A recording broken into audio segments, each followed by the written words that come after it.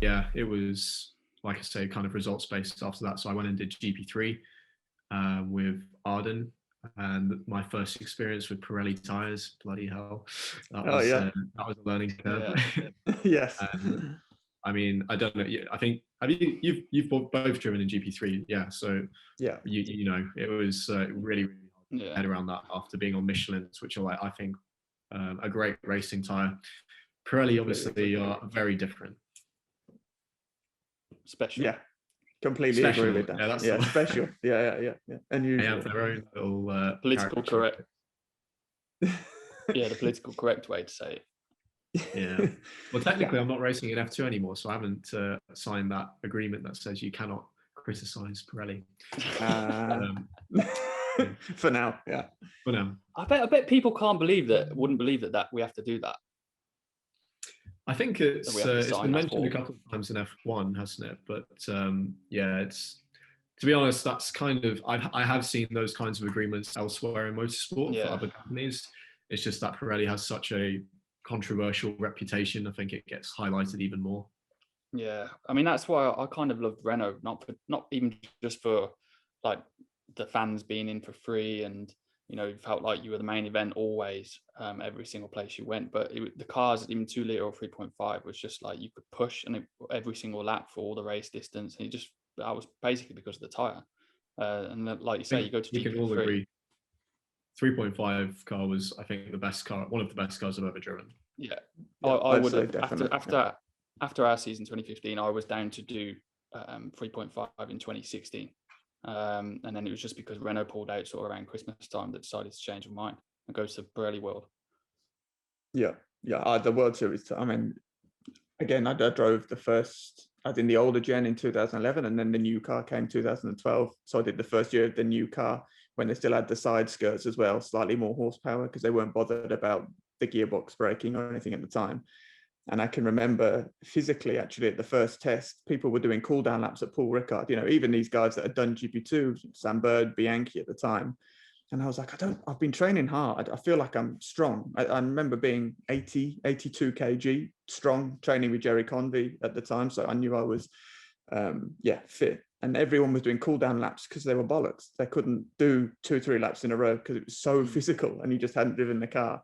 And that was mainly because the tire. The Pirelli, you have to do your special prep, your 1 lap, cool down, 1 lap.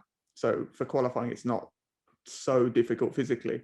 But then on a Michelin, when you can do 2, 3, 4, all at the same speed and just correct your driving ever so slightly to get that 10th here or 10th there. I mean, I used to be shaking once I got out, just so physically done. Can you guys like describe like the characteristic the Pirelli gives you in the cars? Because like I've raced Pirellis on 600, 300.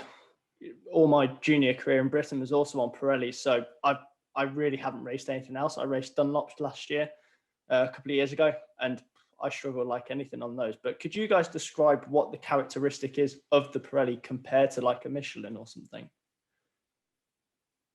Yeah, I mean, for me, it's just the it can't take combined loads. So whether that's going into the corner or coming out, it really doesn't like being asked to do 2 things at once, steering and slowing the car down, and on the exit, obviously powering on. So you have to almost segment out the corner, brake in a straight line, do your turning, and then do your accelerating. Whereas a Michelin, you can just fire it in, or most other tires, I would say, to some extent, you can just fire it in and kind of do your driving mid corner, and it'll handle it. It doesn't really get bothered. I mean, I think the other thing is that the Pirelli tire has you hear F1 got teams and drivers talk about it, has such a narrow temperature working window, that, you know, even F1 teams, they have all the sensors in the world, and Jack obviously knows that now, and it still can be proved difficult. But in the lower Formula F2 and now F3, you don't have any sensors. I mean, I think we did halfway through last year for the first time ever, but you don't have like these sensors to help teach, you know, drivers or especially rookies coming in how to sort of manage that and how to feel where the window is, so to speak. And you feel like so many times like you're driving blind and things are happening. I've mostly normally in tire warm up or in the race where you almost feel like you can't explain it. whether it be tire deg or just no grip or something like that. And all it is because you're out the window, but it's so hard to learn where to be in it because you don't have the sensors. Yeah, completely right. I mean, and the F1 stuff, I've not got a full race weekend experience as Jack does, but I've done a couple of tests, and even to the extent where they're watching the tire temperatures to send you out for that qualifying run so closely, and they will wait X amount of time with either the blanket still on or with a cooling gun to make sure that it's exactly right on core and bulk temperature before you're sent out. And then you're told to do the outlap at a certain speed through X corner or certain loads through XYZ corner, for example, at Barcelona, which is the only place I've done the 4 days running, just to make sure they're completely ready and in sync to go. And that's how sensitive they are. And if you don't have those sensors, to feel it, to get exactly everything right as a driver is a much more difficult thing to come by. For sure. What's your experience there with say your first F1 race in Bahrain, Jack? With the, obviously it's hotter conditions. I wasn't there, so I don't know the exact conditions, but I presume that they don't heat the tires for as much. It's funny you say that because the layout was obviously quite unique for F1, with it being like 80% flat out, basically, with 4 corners. So we were actually finding that for the first quali lap anyway, it was really hard to get the tyres in. And that's something that you'll see, there's a bit of a difference across the grid, obviously, with the Mercs and the Red Bulls with more downforce and load, putting more energy into the tyre. It's not such an issue for them, but for us, that was an issue. And so we were still heating them relatively high and doing what we could to keep the tyre in on the outlap as well.